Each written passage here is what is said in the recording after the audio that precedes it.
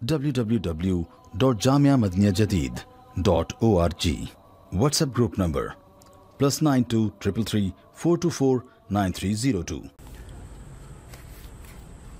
الحمدللہ رب العالمین والصلاة والسلام علی خیر خلقہ سیدنا و مولانا محمد وآلہ واصحابہ اجمعین. اما بعد. حضرت ابو ذر رضی اللہ تعالی عنہ فرماتے ہیں کہ آقا نامدار صلی اللہ علیہ وسلم کا ارشاد ہے: من فارق الجماعت شبرا فقد خلع ربقۃ الاسلام من عنقہ، کہ جو آدمی جماعت سے الگ ہو گیا، اہل حق کی جماعت مراد ہے، تو اس نے اسلام کی جو اپنے آپ پر ایک لزوم کیا ہے اور اپنے کو اسلام سے جوڑا ہے، جس رسی کو پکڑا ہے، تو گویا اس نے اپنی گردن سے اس رسی کو نکال دیا، ہٹا دیا. کیونکہ جب اسلام قبول کرتا ہے آدمی، دائرہ اسلام میں داخل ہوتا ہے، تو اسلام کی پابندیوں کو گلے میں ڈال لیتا ہے کہ یہ میں لازم رکھوں گا اور اپنے کو اس کا پابند رکھوں گا. جیسے بکری ہے، گائے ہے، بھینس ہے، اونٹ ہے، اگر اس کی گردن میں رسی پڑی رہے تو جس کی رسی ہے، جس سے وابستہ ہے، اس سے وہ جڑا رہے گا، اور اگر وہ رسی نکال دے تو وہ آزاد ہو گیا. تو ایسے ہی اسلام میں کے ساتھ جو آدمی جڑا، اسے چاہیے کہ جماعت کے ساتھ جڑا رہے، کیونکہ جماعت سے الگ ہونے کے بعد پھر بڑے خطرات اس کی طرف آنے کا اور خطرات میں پڑ جانے کا قوی امکان اور اندیشہ ہوتا ہے، اور وہ گمراہ ہو سکتا ہے، بلکہ خدا نخواستہ ایسا گمراہ ہو سکتا ہے کہ کفر کے ہاتھ میں کفر کے لیے استعمال ہو جائے. تو اس لیے جماعت کے ساتھ رہنا اور جماعت کو مضبوط رکھنا یہ ہر دور کی ضرورت ہے. اب پاکستان میں اور طرح کی جماعت ہے، ہندوستان میں اور طرح کی ہے، حالات مسلمانوں کے مختلف ہو گئے، ہر طرف انتشار ہے، تتر بتر ہو گئے. بنگال میں اور طرح کے ہیں، عربستان میں اور طرح کے ہیں. تو ان علاقوں میں بھی جس قسم کی بھی جمعیت پائی جا رہی ہے، بشرطے کہ اہل حق کی ہو، جس درجے کی بھی ہو، اس درجے کی جمعیت سے جڑا رہے، تاکہ کسی نہ کسی درجے میں جو بھی وہاں پائی گئی چیز، جس درجے میں بھی، رسول اللہ صلی اللہ علیہ وسلم کی ہدایت پر عمل ہوتا رہے. لا یکلف اللہ نفسا الا وسعہا. تو جتنا بس میں ہے، جو جماعت بھی اہل حق کی ہے اور جس درجے میں بھی کام کر رہی ہے، اگر اقتدار میں نہیں ہے، اقتدار میں ہے تو پھر تو اس سے جڑنا بہت ضروری ہے، کیونکہ وہ تو اقتدار میں اہل حق کی جماعت آ گئی تو یہ تو بہت بڑی نعمت ہے. یہ تو دنیا میں اس سے بڑی نعمت کوئی نہیں ہے، اور ایسی جماعت کو اتار دینا، ختم کر دینا، اس سے بڑا گناہ کوئی نہیں ہے. جیسے کہ خلافت قائم تھی، اسلام کا خلافت کا نظام جو رسول اللہ صلی اللہ علیہ وسلم نے قائم فرمایا تھا، وہ پھر چلتا رہا. حضرت ابوبکر رضی اللہ تعالیٰ، حضرت عمر، حضرت عثمان، حضرت علی رضی اللہ تعالیٰ عنہم اجمعین، اور ان کے بعد پھر خلفاء، پھر 100 سال، 200 سال، 300 سال، 400 سال، 500 سال، 600 سال، یہ نہیں بلکہ پورے تقریباً 1200 سال چلتا رہا. یہ استحکام سیاسی اور فوجی اور سفارتی داخلی خارجی ہر اعتبار سے مسلمانوں کا حاصل تھا. اتنا بڑا اقتدار تھا کہ اس کے ہوتے ہوئے کوئی اور سلطنت نہیں تھی, کوئی اقتدار تھا ہی نہیں اتنا بڑا جو اللہ نے مسلمانوں کو دیا. اس خلافت کو کافر تو ختم کرنا چاہتے ہی ہے, وہ تو دشمن ہے, لیکن وہ کر نہیں سکتا تھا. مسلمانوں کو ساتھ ملایا, مسلمانوں نے غداری کی اور آج سے 100 سال پہلے اس خلافت کو ختم کر دیا. پوری عرصے میں رسول اللہ صلی اللہ علیہ وسلم کے آنے سے لے کر اب تک بلکہ قیامت تک اس سے بڑا جرم اور کوئی نہیں. یہ ایسا جرم ہے کہ اس میں حق عبد بھی مجروح پامال کیا, حق اللہ کے خلاف بغاوت کی وہ بھی پامال کیا, اور انفرادی نہیں اجتماعی, اور اجتماعی نہیں بلکہ عالمی جو اقتدار تھا اسلام کا, عالمی اقتدار, اس کے ہوتے ہوئے کوئی اقتدار ایسا تھا ہی نہیں. چھوٹی چھوٹی ریاستیں حکومتیں تھیں وہ لرزتی تھیں اور ڈرتی تھیں خلافت سے, سب ڈرتے تھے. یہ نہیں تھا خلافت کا مطلب کہ وہ یورپ میں بھی تھی, یورپ کا کچھ حصہ تھا اس میں بھی تھی, روس میں تھی, ماسکو کے قریب تک آ گئے تھے. اسلامی فتوحات تو حضرت عمر اور حضرت عثمان رضی اللہ تعالیٰ عنہ کے زمانے میں ماسکو کے قریب پہنچ گئے تھے فتح کرتے کرتے. یہ ساری ریاستیں آذربائیجان وغیرہ سب فتح ہو گئے تھے, یہ آپ کے تحت تھا سارا.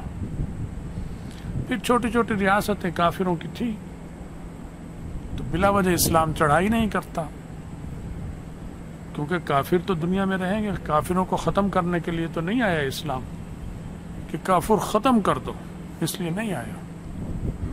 کفر تو رہے گا, خیر و شر کا مار کا بپا رہے گا. غلبے کے لیے آیا کہ اسلام ہوتے ہوئے پھر کوئی اور دین غالب نہیں آئے گا. یہی غلبہ کو, اسی کو غلبہ رہنا چاہیے. یہ نہیں ہے کہ صرف یہ رہنا چاہیے اور کفر ختم ہو جانا چاہیے, یہ ممکن ہی نہیں. اگر کفر کو بالکل ملیا میٹ ہونا ہوتا, صرف اسلام نے رہنا ہوتا, تو پھر مارکا آرائی ختم ہو گئی, خیر و شر کا مارکا ختم ہو گیا. لیکن وہ تو رہنا ہے قیامت تک, آزمائش اور دارالامتحان ہے یہ. تو غلبے کے لیے آئے ہیں. اگر پوری طرح ختم ہونا ہوتا تو پھر نبی علیہ السلام سے تو بہتر زمانہ کوئی نہیں تھا. اس زمانے میں سب کفر ختم ہو جاتا کرۂ ارض پر, اور نبی علیہ السلام رہ جاتے اور صحابہ ہوتے, سب سارے ختم ہونے چاہیے تھے. حالانکہ سب سے زیادہ کفار کی تعداد اگر کسی دور میں تھی تو وہ نبی علیہ السلام کا ہی دور تھا, اور سب سے کم مسلمانوں کی تعداد اگر کسی دور میں تھی تو وہ نبی علیہ السلام کا ہی دور تھا. تعداد میں سب سے کم, ایمان میں سب سے مضبوط, ایمانی قوت, جس کی وجہ سے سب پر غالب آتے چلے گئے, ورنہ سب طرف کفر ہی تھا. نبی علیہ السلام جب دنیا سے تشریف لے گئے تو سب طرف کفر تھا. بہت تھوڑے سے مسلمان تھے جزیرۃ العرب میں, وہ بھی جزیرۃ العرب میں نہیں بلکہ زیادہ حجاز میں, مکہ مکرمہ مدینہ منورہ میں. باقی کچھ قبائل, پھر کچھ یمن کی طرف بھی اللہ نے فتوحات دے دی تھی. تو بس جزیرۃ العرب میں بھی سارا یہ جزیرہ نہیں, خاص خاص علاقے, باقی تو کافر تھے. مسلمہ کذاب کا کتنا بڑا قبیلہ, اسی طرح اور بڑے بڑے قبائل کفر پر تھے, اسی طرح قائم. غلبے کے لیے آئے کہ غالب یہ رہے. اس لیے اس جماعت کے ساتھ جڑے رہنا اہل حق کی اگر اقتدار والی ہو پھر تو بہت ضروری ہے, اور اس سے الگ ہونا بہت عظیم گناہ ہے. اس لیے یہ جو جرم آل سعود, آل نہیان اور آل فلاں 10-15 ریاستیں چھوٹی چھوٹی جو ایک ایک بالشت کی بنی ہوئی ہیں, یہ ان سب ریاستوں کے جو اس وقت کے ان کے سردار تھے, بڑے تھے, انہوں نے اسلام دین سے غداری اور بغاوت کی.